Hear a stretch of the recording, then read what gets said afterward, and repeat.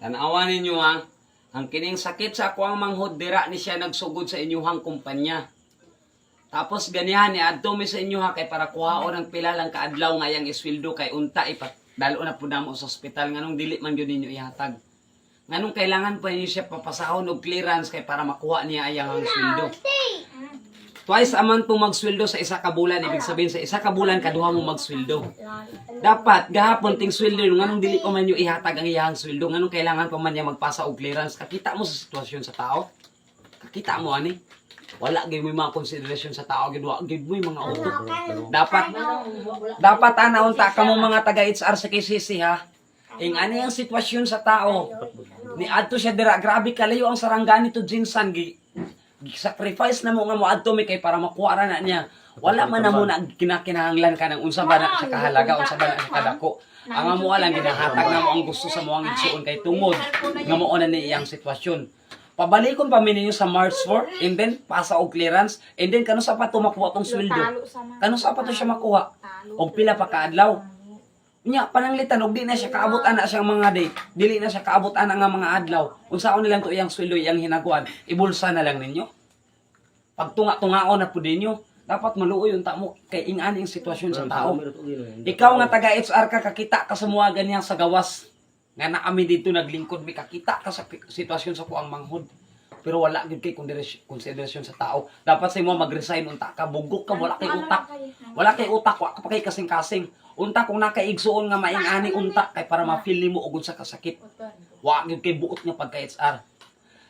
Sir Rapi Tulfo, sana po ito pong aming video, sana po inyo pong mapansin.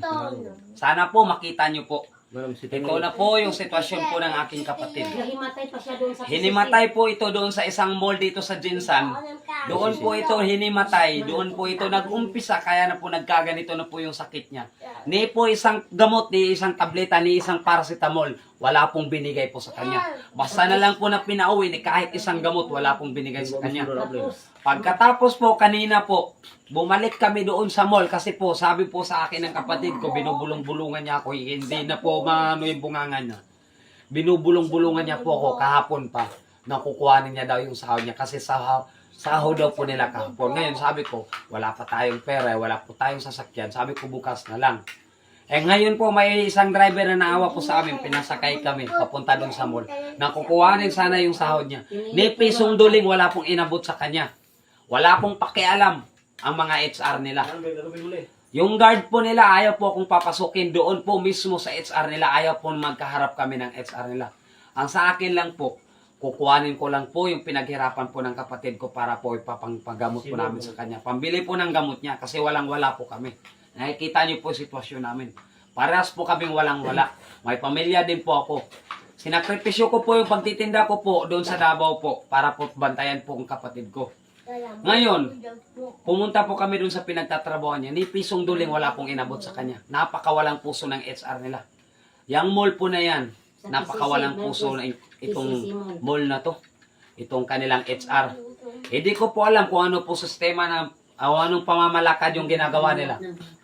Hindi ko po alam kung anong pamamalakad yung ginagawa nila. Kasi po, kahit mamatay ng tao, kahit patay ka na, kahit siguro patay ka na sa harap nila, wala pa rin pakialam. Ito po kanina doon, naglalaway-laway na doon sa labas po ng ano nila, ng kantin nila. Ni kahit tubig po, walang nag-abot sa amin. Yung iba po, minsan, may nakita pa po ako, nagtatawanan pa yung iba.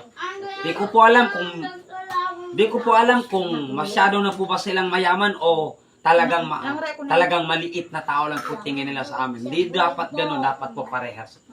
Nagtatrabaho po ng parehas tong kapatid ko kasi po nagsasideline lang po siya ng trabaho dyan sa mall na yan kaya para po may pang-board exam lang po.